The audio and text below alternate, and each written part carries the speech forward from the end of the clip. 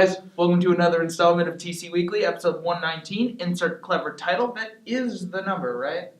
119? Yeah. I believe so. All right. Yes. We got another great episode for you tonight. We got Two, in fact. Two of them. In fact. We got Podception and What's Happening Now. I know Podception is talking about... Podception's talking about, do public figures have the right to private life? Sort of. Yeah. How about What's Happening on What's Happening? We're using that as our slogan now. What's happening on What's Happening? What's Happening Now is going to be interviewing Derek with the Bullfrogs, and we're going to be telling you a little bit about what they've got going on in the year. Right? Cool. I'm excited. Right? So sit back, relax, and let us shoot some information at your eyeballs. Bam! Thank you for joining us here on What's Happening Now. We have a swinging episode headed your way. This will definitely have you running home. Today we were able to speak with Derek, who tells us all about the Bullfrogs. Let's swing on down and see what they say. Rod? Okay, hello, I'm Roderick, and welcome to What's Happening Now. This is a show about showcasing functions, events, and entertainment that goes on right here in Green Bay, Wisconsin, and Brown County. Today, I will be interviewing Derek, and he's the corporate account manager with the Green Bay Bullfrogs baseball team. So, thank you, Derek, for having us and giving us an interview. Yeah, not a problem. Thank you.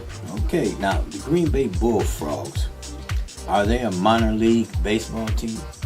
What the Bullfrogs are is actually a college summer league baseball team. Okay. So basically some of the best college players in the country come and play in the Northwoods League, which is the league that we're part of during the summer. Okay. It's a wood bat league where they play 72 games in 75 days. So they'll be in Green Bay for 4-game homestands, then on the road for 6 days, then back to Green Bay.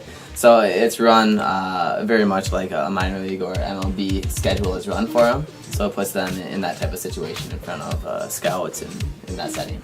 Okay, all right, thank you. Now, have anyone from the Bullfrogs made it to the majors?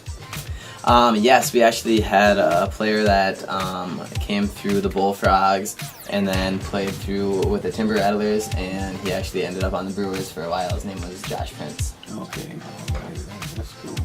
Now, how long have the Bullfrogs been in existence?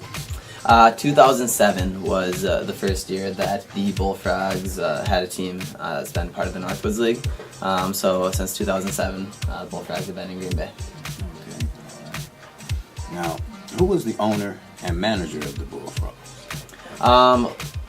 The Bullfrogs are owned by a group called Big Top Baseball. So Liz Kern, our general manager, is actually part owner of the team. But we actually have a couple more owners too that are based out of Madison, and that would be Steve Schmidt, who is the majority owner and owns the Shoebox store down in Black Earth, Wisconsin. Also owns Rookies, a sports bar down there. And then Vern Stenman and Connor Cloy are also two of our other owners. The field manager is Daryl Skip Handelsman. He's got a lot of experience in the Northwoods League. He's actually the second winningest coach in the league as of right now. All right. Now, can you tell me and the viewers, where do the Bullfrogs play their games? Our home stadium is Joanne Stadium, which is on the east side of Green Bay, located in Joanne Park, right next to Green Bay East High School. Okay, all right. And how can the people purchase tickets to come and see the Bullfrogs play? There are a lot of different ways that people can go about getting their tickets. They can order tickets online to go to games. They can call our office and order tickets over the phone. They can stop by the office and order tickets right in person at the office. They can order season tickets or any of our mini packages, or they can get tickets at the ticket window the day of the game. Okay. All right, Derek, and I would like to thank you for giving us some time and interviewing with us. Yeah, not a problem. All right. Thank you for having me. Thank you. Can you tell us how much the tickets are? Yes, so single game tickets start at $7, and they go up to $10 per ticket. Not a bad price. And then those are for regular seats, and we have party decks where an individual can come to a game and it's $25 for a ticket and you get all you can eat, all you can drink for the game. Well, we would like to thank Derek again for giving us an interview. This is just a show. There's always something entertaining here in Green Bay. So bring your families down to watch the Green Bay Bullfrogs play their games. This is What's Happening Now. I'm Roderick Henderson. See you next week.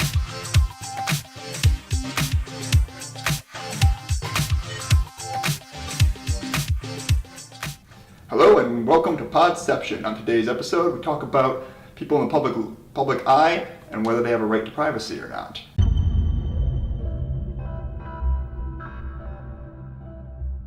I'm Luke Zeman, your host currently, and this is Andrew, whatever your last name is. And then this guy over here. We don't know his name. He just shows up every time. Yeah, thanks for having me, guys. As always, you're welcome. Thank All right, this guy over here, why don't you start? Yeah, the thing about people in the public eye, as it were, I feel like for most of my life, I hear this mantra about, well, if you choose to have a career that puts you in the public eye, you sacrifice private life. Mm-hmm. And I totally disagree with that. It's another example of things we don't really need. We're consuming something about other people's lives because they're famous? I don't get it. Andrew, In thoughts? my humble opinion, I think there's a lot of double standards and fine lines that go on in this. Yeah.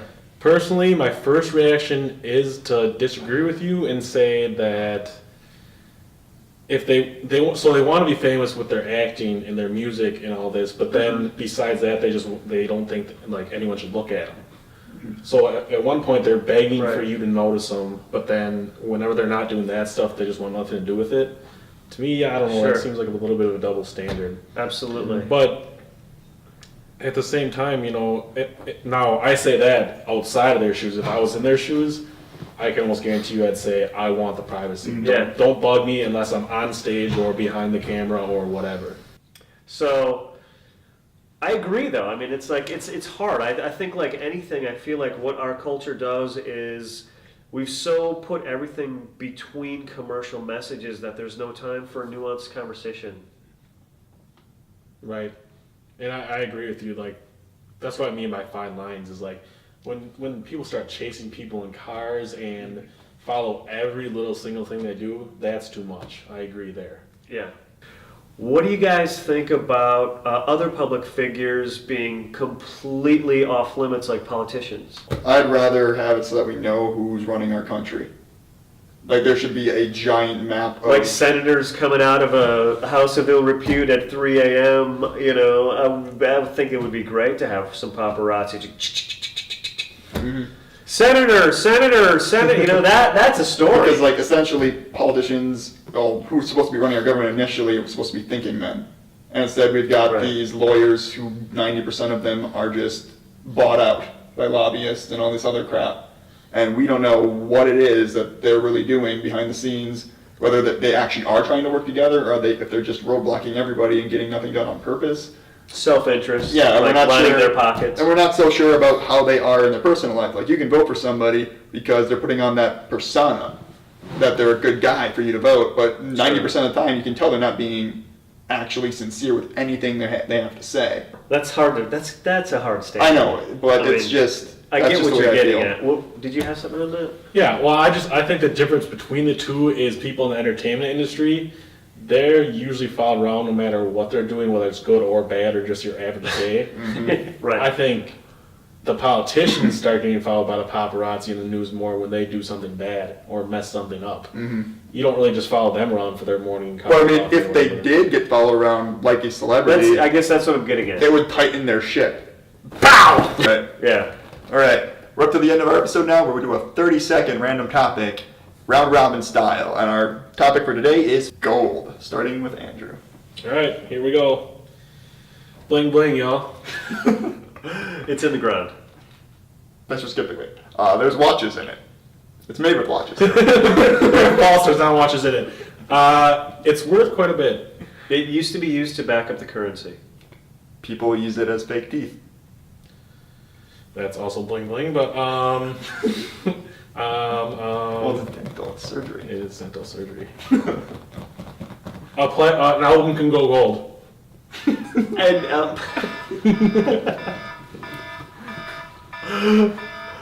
And okay.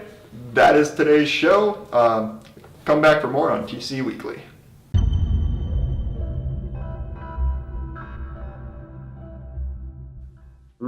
Well, there's episode 119.